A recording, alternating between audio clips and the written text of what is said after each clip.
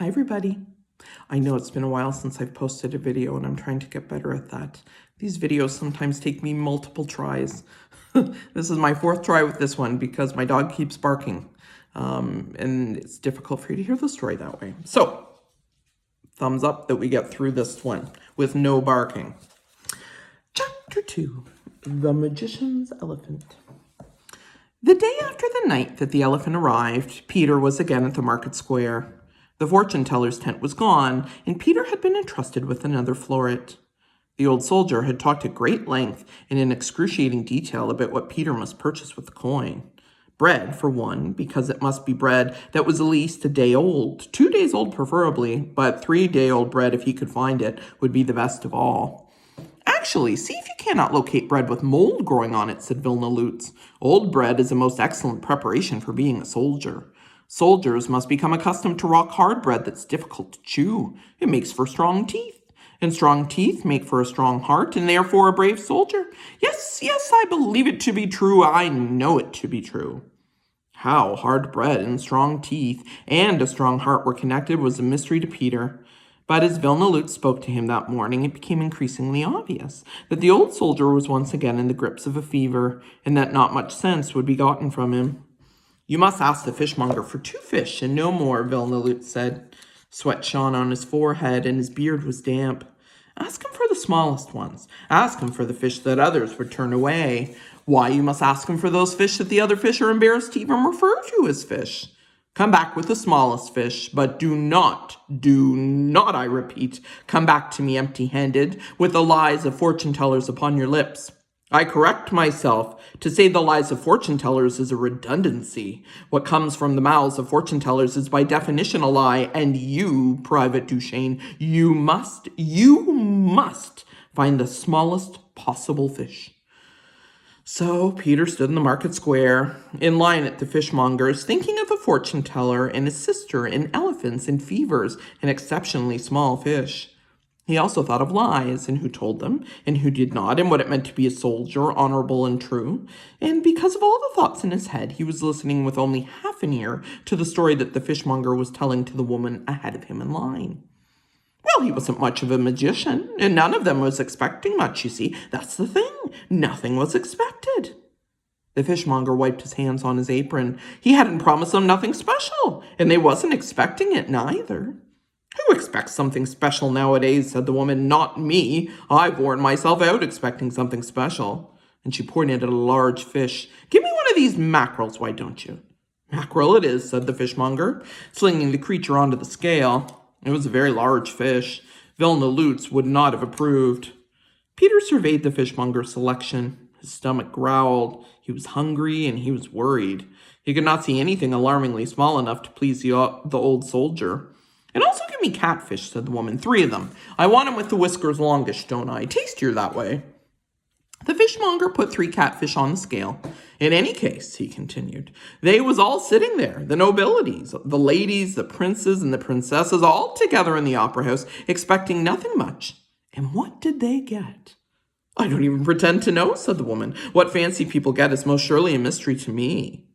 Peter shifted nervously from foot to foot. He wondered what would happen to him if he did not bring home a fish that was sufficiently small. There was no predicting what Vilna Lutz would say or do when he was in the grips of one of his terrible reoccurring fevers. Well, they wasn't expecting an elephant, that much is for true. An elephant, said the woman. An elephant? Said Peter. And at the sound of the impossible words on the lips of another, he felt a shock travel from the tip of his feet to the top of his head. He stepped backward. An elephant, said the fishmonger, come right through the ceiling of the opera house, landed on top of a noblewoman named Levon. An elephant, whispered Peter. Ha, said the woman, it most surely couldn't have. It did, said the fishmonger, broke her legs. La, the humor of it.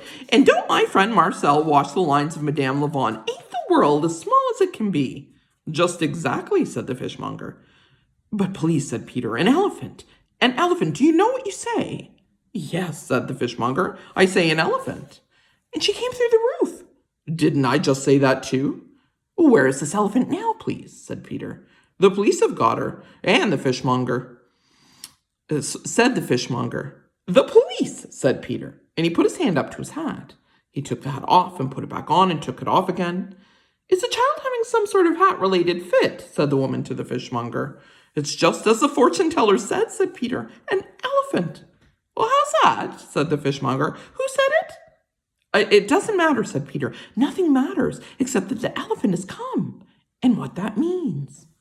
"And what does it mean?" said the fishmonger. "I would surely like to know." "That she lives," said Peter. "That she lives." "And ain't that grand?" said the fishmonger. "We're always happy when people live, ain't we?"